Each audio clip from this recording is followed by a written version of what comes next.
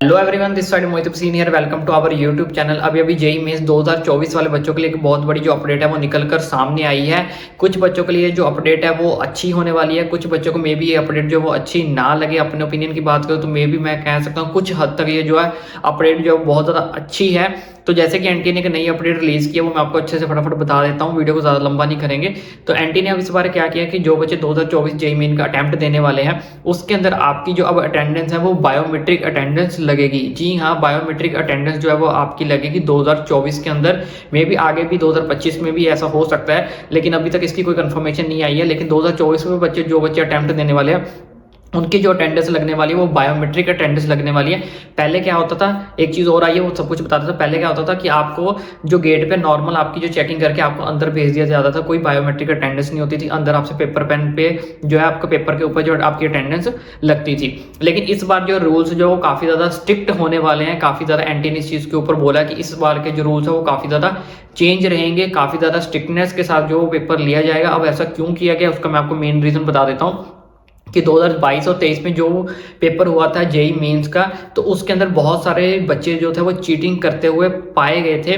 तो उसके अंदर उन्होंने क्या कहा था कि जैसे जैसे वो चीटिंग करते हुए जो बच्चे वो पकड़े गए थे, तो उन्होंने जब उनसे पूछताछ की गई, इन्वेस्टिगेशन की गई, तब उन्होंने बताया कि हम अकेले इस प्लान के अंदर शामिल नहीं थे, इसके लिए पूरी एक प्लानिंग की गई थी। यानी कि आप कह सकते हो कि अंदर जो जहाँ पे आपका स्कूल कॉलेज जहाँ पे भी आपका एग्जाम कंडक्ट होता है, तो वहाँ के गमलों के अंदर पर्चियाँ छुपाई गई थी। अंदर के जो पियोन्स होते हैं पानी पिलाने आते हैं, वहाँ पे भी ईच एंड एवरी जो पर्सन है जो वो हमारे साथ मिले हुए थे, जो हमारी क्या कर रहे थे, हेल्प कर रहे थे।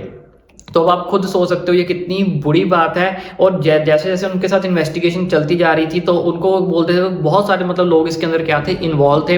वो एक बंदा दूसरे बंदे का नाम बताता था, वो आगे उसका बंदे का नाम बताता था। मतलब इस तरह से इन्होंने क्या की हुई थी, आगे से एक चेन सर्कल बनाया हुआ था, पूरी तरह से प्लानिंग की हुई थी।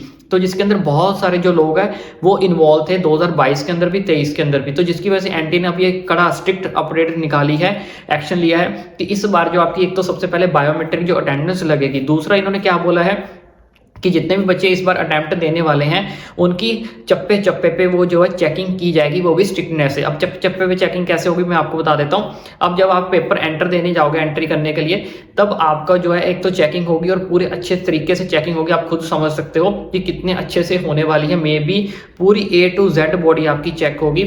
और दूसरी चीज़ इन्होंने यहाँ पे बोली है कि अगर आप किसी पानी पीने के लिए या फिर वॉशरूम के लिए भी अगर आप पेपर देने से बाहर जाते हो, तब भी आप वहां से जब वापस आओगे तब भी आपकी जो वो चेकिंग की जाएगी। यानी कि जितनी बार भी आप रूम से बाहर जाओगे उतने टाइम जो आपकी चेकिंग होगी, तभी आप रूम के अंदर जाके बैठ सकते हो, दोबारा अपना पेपर को कंटिन्यू कर सकते हो। अब इसकी चीज के कुछ पॉजिटिव इफेक्ट्स भी हैं, कुछ नेगेटिव इफेक्ट्स भी हैं, मैं कुछ आपको वो भी बता देता हूँ। तो जैसे कि इन्होंने बोला कि जितनी बार भी आप बाहर जाओगे, गेट पे अगर आपने एंट्री लेनी है या पानी पीने जाना, वैसे तो पानी आपको रूम के अंदर ही अवेलेबिलिटी होती है। तो लेकिन अगर आप वॉशरूम के लिए बाहर जाते हो, तो अगर वॉशरूम करके अगर आप वापस आओगे रूम के अंदर, तब आपकी दोबारा से चेकिंग होगी। वहाँ पे जो भी आपके टीचर्स होंगे वो आपकी पूरी बॉडी की A to Z जो आपकी चेकिंग करेंगे। खुद समझ सकते हो मे बी वो किस हद तक आपकी चेकिंग कर सकते हैं। बहुत स्ट्रिक्ट टीचर्स भी कई बार तो आ जाते हैं। तो लेकिन अब एनटीए ने खुद ही बोल दिया कि हम आपकी पूरी स्ट्रिक्टनेस से जो है वो चेकिंग करेंगे, तभी आपको पेपर आगे कंटिन्यू करने के लिए परमिशन दी जाएगी। अगर आपका पूरी तरह से आप सिक्योर हो और आपके डॉक्यूमेंट सारे के सारे जो वेरीफाइड पाए जाते हैं।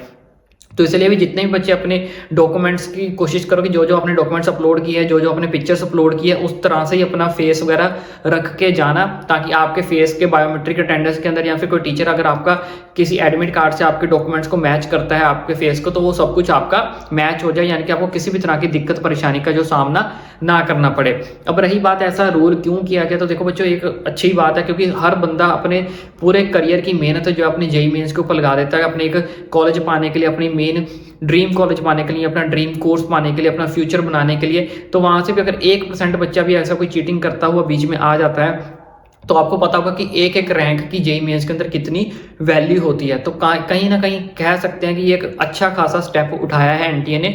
लेकिन अब बात करें थोड़े से नेगेटिव इफेक्ट्स को लेकर। अब नेगेटिव इफेक्ट्स क्या हो सकते हैं, वही मैंने जैसे कि आपको बताया कि ऑलमोस्ट आपका फेस जो सिमिलर होना चाहिए। दूसरी बात, अब जितने भी बच्चे पेपर अटेम्प्ट देने जाएंगे तो उनको बिल्कुल टाइम से पहले ही वहां पे पहुंचना होगा। वैसे तो हम टाइम से पहले ही जाते हैं, लेकिन और भी ज्यादा टाइम से पहले जाना होगा, क्योंकि एक बच्चे की चेकिंग को अगर 10-10, 15-15 मिनट भी लग सकते हैं, प्लस आपकी बायोमेट्रिक अटेंडेंस भी लगेगी। कुछ उसमें में अगर इशू वगैरह आता है तो आपको वहाँ पे टाइम से पहले पहुँचना पड़ेगा, ताकि किसी भी टाइप का अगर आपको इशू क्रिएट होता है तो आप वहाँ पे इजीली रिजॉल्व कर सको, आपका पेपर ना छूटे। तो बायोमेट्रिक अटेंडेंस होने वाली है, कंप्यूटराइज सिस्टम होने वाला है आपका, और चेकिंग आपकी स्ट्रिक्टनेस होने वाली है। दूसरी चीज़, जैसे कि मैंने आपको बताया कि वॉशरूम कोई बच्चा अगर जाता है, वॉशरूम जाने के बाहर वापस आता है, तब उसकी फिर से चेकिंग होगी।